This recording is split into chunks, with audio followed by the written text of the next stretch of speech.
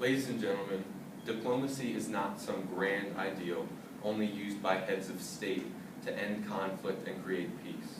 It is a tactic that each and every one of us use in our everyday conversations to appease and persuade others. Through diplomacy, many wars have been prevented in the world on an international scale, as well as in neighborhoods and rural scapes across the world. On the other hand, wars have started through the lack of diplomacy and caused the death of many innocent men and women throughout the span of civilization itself. I would like to start with a story.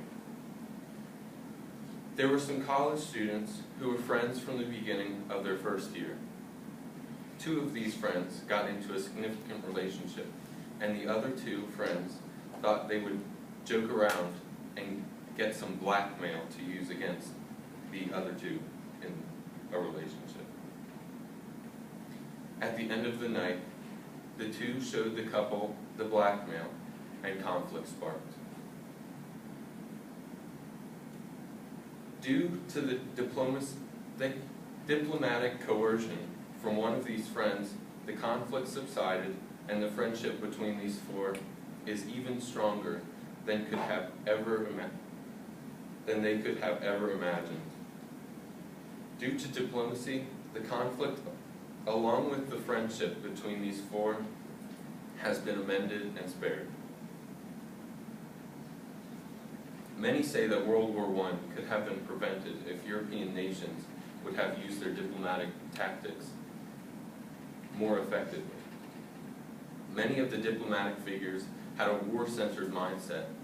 This mindset took an ancient logic which focused on confrontation and utilized its aggressive approach without taking into account modern warfare. Many of the Eastern powers considered their leaders to have a divine right to rule their specific countries, and nationalism took this idea and caused it to expand into the idea that, in diplomacy, one's own country is supreme to whom they were speaking. The most influential part in the public opinion was press and other forms of propaganda that were highly inflammatory and biased, causing the public to only get one side of the story. People also wanted a war for the sole purpose to settle the score for a different war that they had lost approximately 30 years prior. Perchance another story might catch your attention. A young man just started working for a large corporation. He seems to be stuck in a menial job and cannot seem to get out of the mailroom. He makes an appointment with the CEO of the corporation in order to discuss possible promotion or a raise. Because of his diplomacy skills, he was able to score the position of secretary for the CEO. The man continues his effective use of diplomacy and gains significant administrative positions, and later becomes CEO after the previous CEO retires. You may think this is just an outlandish story, but I can assure you that diplomacy has endless opportunities that some can only dream of achieving.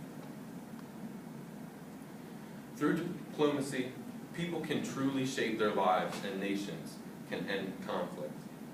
This is not an anti-war speech, but rather one to teach people of the benefits of using diplomacy over duking it out on the sidewalk or wherever you are, either verbally or physically.